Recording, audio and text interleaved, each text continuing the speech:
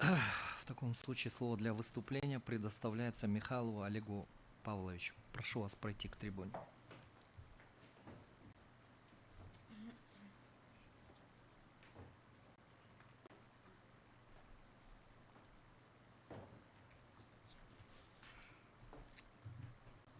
Уважаемые товарищи судьи и все присутствующие.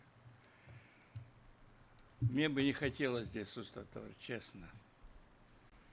Такая вот тяжба 15 лет. Я более-менее понимаю, что законы есть, все есть. Но действия, которые обрушились на меня, нашего Министерства труда и социальной защиты, просто удивительные. Я скажу прямо сразу, кто меня поддержит, а потом кто как. Министерство юстиции меня поддержало. Начальник генерального штаба Афганистана поддержал. Нас поддержал генерал Разбаев. Меня поддержал юрист Джугур Кинеш. И многие другие, просто не хочу. А что получается? Что Министерство труда и уважаемый министр Базарбаев, Кудайберген, мой товарищ, только отделался обещанием. Я тебе все правильно, у тебя документы, все хорошо, но получается нехорошо. И странное явление. Значит,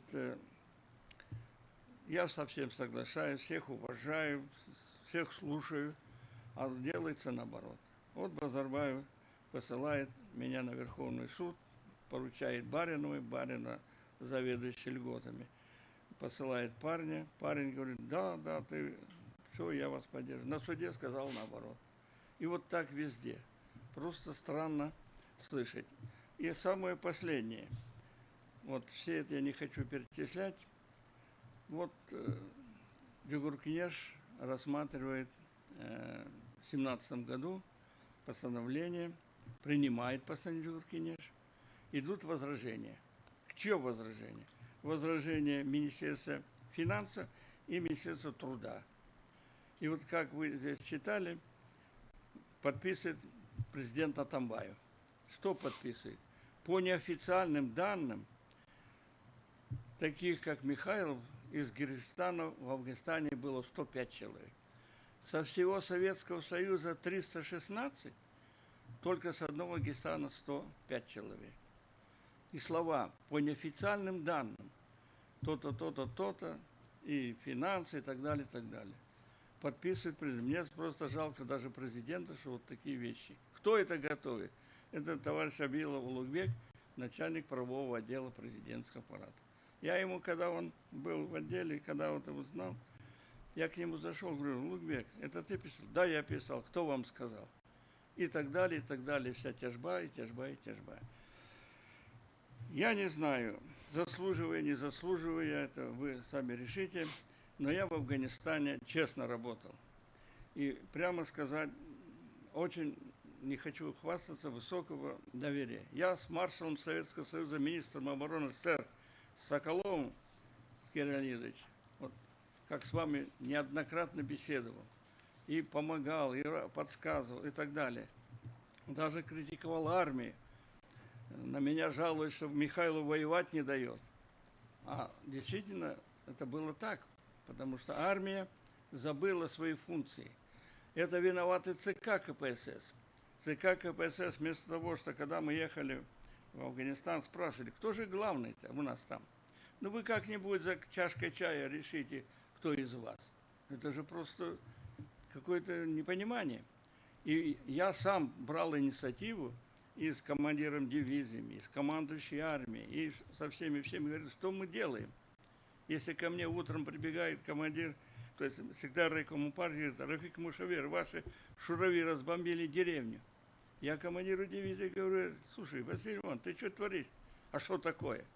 А если меня ночью шифровка пришла из Кабула, сделать залп, там, Катюш, туда-сюда, я не выполнил, я под трибунал. Я говорю, а это кому трибунал-то сделал? И вот такая тяжба у меня с армией была. Конечно, к сожалению, я до конца не мог использовать это, потому что мой руководитель был такой Ломоносов, мы слышали. Он командовал когда-то Средасбюро ЦК КПСС по Средней Азии. Такие были два, Среднебезру и Закавказье. Это человек тоже недалекий, мне просто жалко.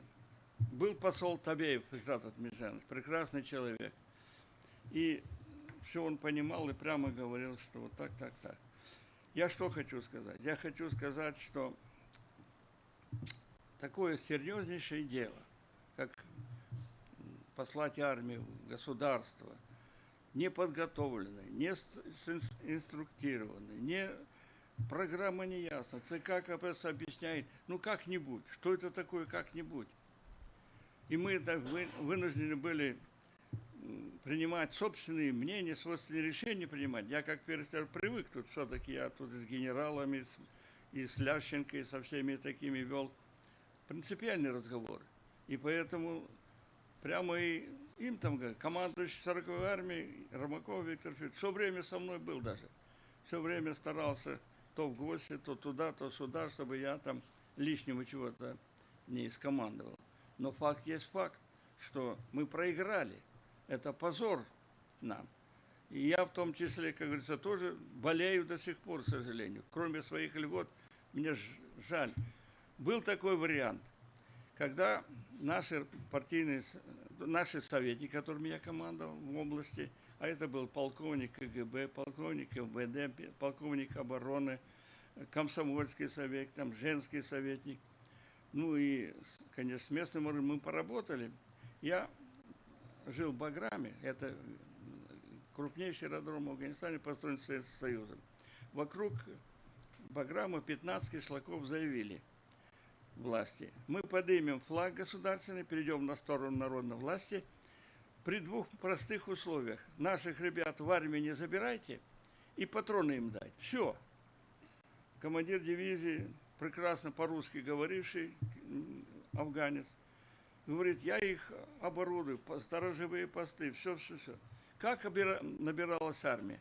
Окружали базары, пацанов, значит, самолеты куда-нибудь подальше. Разве они будут там воевать? А здесь они бы свой кишлак защищали.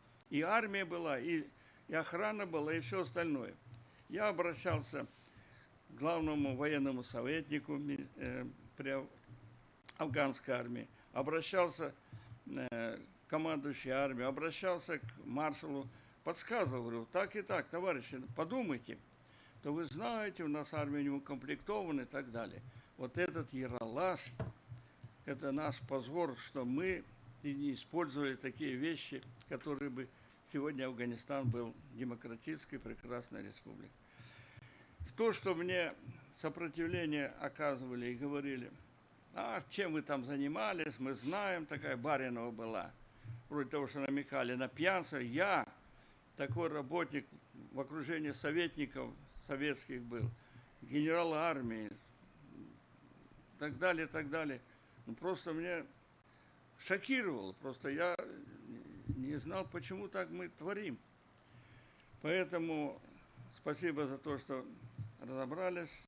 Внимание, я тоже, к сожалению, вот Минтруд, уже такие товарищи, обещают, потом говорят, да, есть такой закон, второй раз вас не слушать. Вы ничего нам не доказали, и все. И вот на этой основе ни ответа, ни привета. Ну, я не знаю, что творить такое министерство. Я много выступал, там же тоже, помните, 4 министра сразу сняли и так далее. Я об этом правительству писал. Ну, наверное, я маленький человек. Я благодарю Совет судей, вас благодарю. Ну, рассказывать, знаете, мне просто неудобно о том, что мне вот такие козни строили, а самое главное, дело пропало. У вас все?